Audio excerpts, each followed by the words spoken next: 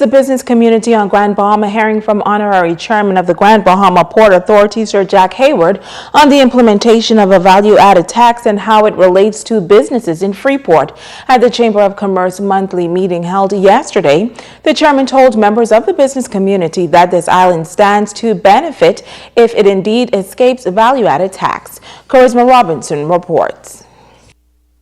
While they understood the government's reasons for value-added tax implementation, most businesses in Freeport rejected it, with the view that a 15% tax is too high. In fact, they said before anything could happen on this island, there should be greater consultation on the part of the government.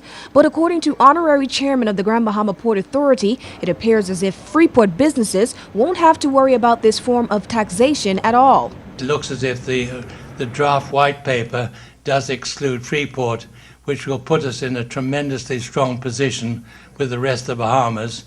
It may be too early to say for certain, but a VAT-free Freeport may mean big business for this island. I want to know why the Port Authority is not out advertising this to every island in the Bahamas, hooking up with Moscow Realty, Jamie Sarles, H.D. Christie, and trying to get every company in Nassau to move to Freeport, or at least have a subsidiary company here, because between all these people here, we can work for them with no VAT. I think it will put us in a tremendous advantage, restaurants and other services having the advantage over the rest of the Bahamas.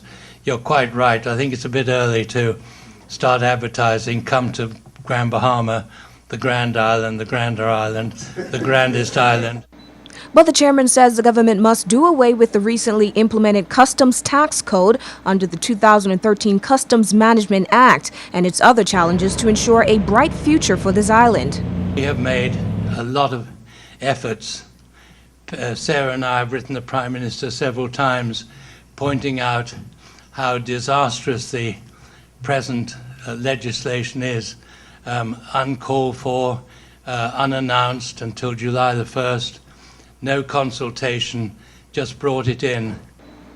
So Jack says the Grand Bahama Port Authority has met with the government on the changes in customs tariffs on behalf of its licensees and has sought clarification on some tax changes, but to no avail. He says while those meetings have been promising, he wants to see in writing that these taxes will be removed. They obviously had never heard of the Hawkesbury Creek Agreement, let alone read it, and they just barged in saying, oh, they produce so much to the government, let's increase it.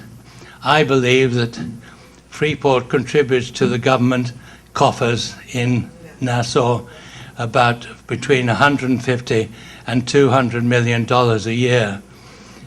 And of course they thought they could increase it and never thought how they would damage the economy. So Jack says if the government rules in favor of the licensees, the Hawkesbury Creek Agreement will emerge stronger and people will realize the significance of it. Charisma Robinson, ZNS Network News.